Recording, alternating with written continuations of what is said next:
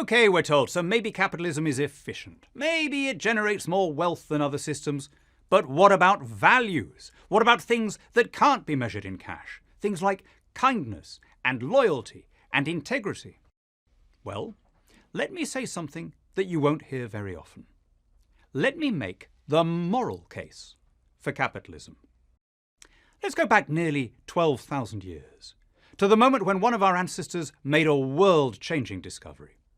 It turned out that if you left seeds in fertile soil, plants would grow from them. Instead of having to forage, you could produce your own grains or fruits where you wanted. But it didn't take long for someone to make the next discovery. Rather than spending all year tending to your own crops, you could wait for your neighbour to bring in his harvest and then steal it. And then came the truly diabolical discovery.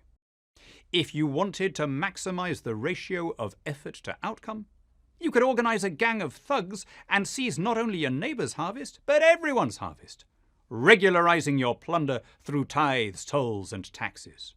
And thus it continued until roughly the end of the 17th century and the birth of modern liberal capitalism.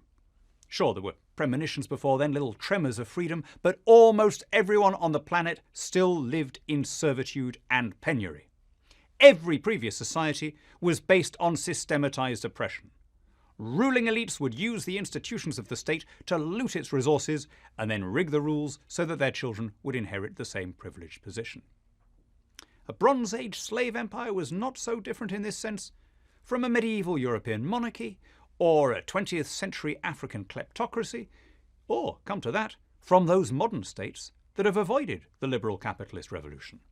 Oppression, serfdom and bondage were the lot of almost every human being from the moment civilization began until an eye blink ago. We don't know how lucky we are to live at a time and in a place where the rules are above the rulers. The great Victorian jurist Sir Henry Maine summarised the move to modern liberty in 3 words: status to contract.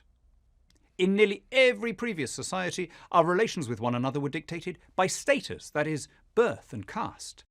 In a liberal capitalist society, we're free to make one-off, freestanding arrangements with each other without needing to ask anyone else's permission. Our agreements, our contracts, are enforced by an independent court system, and adult citizens are equal in the eyes of the law. That's it. That's the magic formula. Status to contract. Grant it, and the rest follows. It's the difference between North Korea and South Korea, between China and Taiwan, between Russia and Finland, between Haiti and Bermuda. In a society defined by status, you get rich by sucking up to the people in charge, emperors or people's commissars or presidents for life.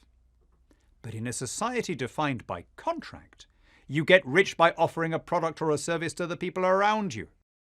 As the 20th century economist Joseph Schumpeter put it, the capitalist achievement does not typically consist in providing more silk stockings for queens, but in bringing them within the reach of factory girls. When I buy something on Amazon, yes, I'm enriching Jeff Bezos. I'm adding fractionally to his net wealth. But he is also enriching me, letting me buy pretty much whatever I want without having to get out of my chair. No other economic system rests on voluntary exchange. Every other system requires coercion. And that is the moral case for capitalism. Not just that it makes us richer, though it does.